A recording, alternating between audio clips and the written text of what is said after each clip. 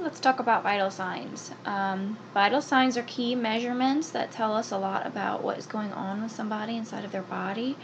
The main vital signs that we're going to talk about in this class are temperature, pulse, blood pressure, and respiratory rate. Some places that you work might also count pain as a vital sign, and some also want you to get a pulse oximetry reading or SpO2 reading. So we'll talk about that another time. So for this purpose of this class, we're only going to talk about these 4. So temperature, there's a few different ways to gather somebody's temperature.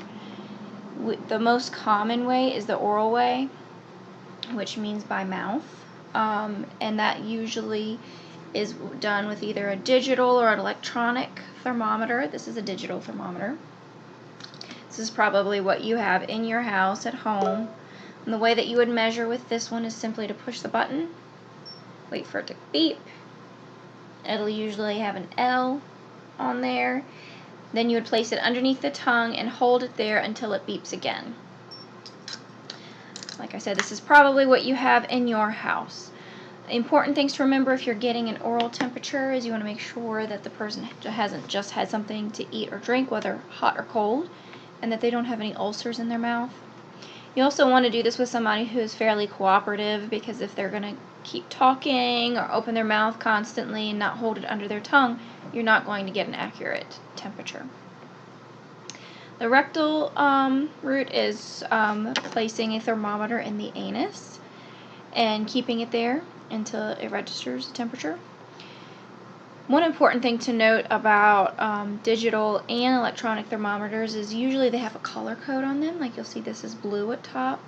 So blue would be for oral and red would be for rectal. So you don't want to stick this in anybody's anus, and you don't want to put a red one in anybody's mouth. Very, very important.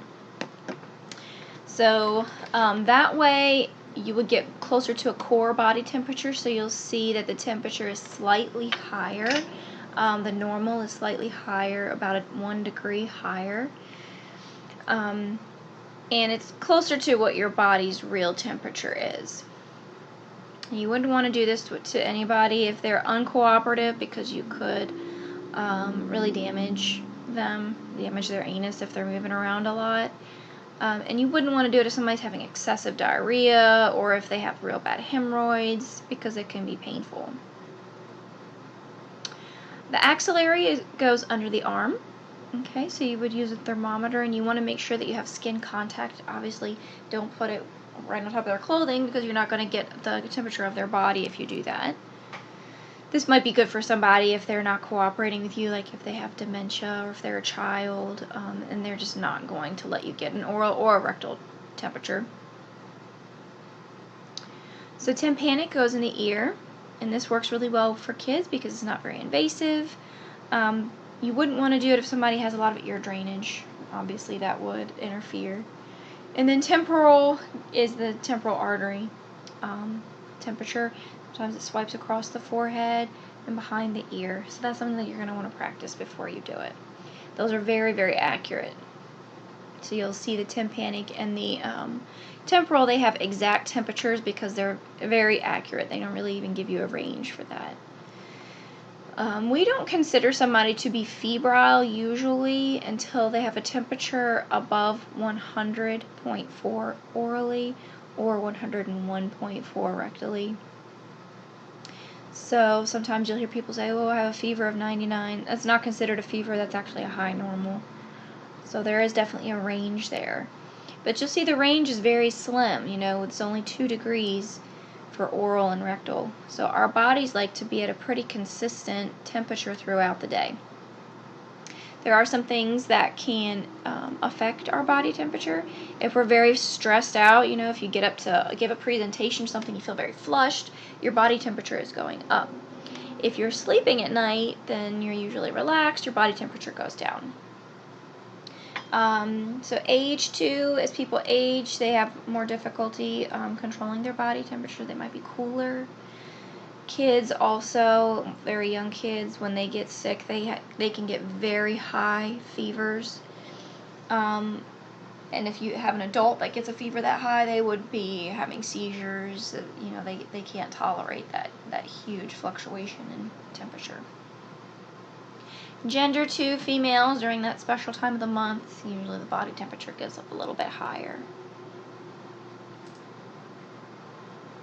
So your pulse is the number, we count it as the number of times your heart is beating in 1 minute. And in class, you will practice this over 1 minute. I know in some places they say do it for 30 seconds and double it, but while you're learning, we prefer that you do it for the entire minute. A normal range would be between 60 and 100 beats per minute. Everybody's normal range is going to be a little bit different. If you have somebody who's very athletic and they just have a very efficient heart, then their pulse rate might be lower. It might be in the 50s, and that might be okay for them. But if I had a pulse rate of 50, then I would probably be in the hospital. So just be aware of that range, that everyone's going to be a little bit different. Some things that can affect your pulse rate is obviously physical activity. If you're working out, you expect your heart rate to go up. And we want it to, for cardiac conditioning, we want it to get above 100. But if you're just at rest, your heart rate should be between 60 and 100. Also, if you're stressed out, your fight or flight kicks in, your heart rate goes up. If you're upset and anxious, your heart rate goes up. If you're sick, especially if you have a body temperature that's high, if you have a fever, your heart rate goes up because it's trying to move that blood around and cool it off a little bit. If you're in pain, usually it goes up. If you're excited. And there are some medications that can affect heart rate too. A lot of blood pressure medications also lower your heart rate. So that's something to be aware of. So the way that we typically gather a pulse is we get a radial pulse, and we do that by placing these two fingers in the little groove underneath your thumb in between the radius bone and the tendons. There's a little groove there, and that's typically where you'll find that pulse. And every time we feel a little pulse hit our fingertips, that's 1 beat. So we would count that for 1 minute. And it takes practice to do this. Some people, they're much easier to find than others.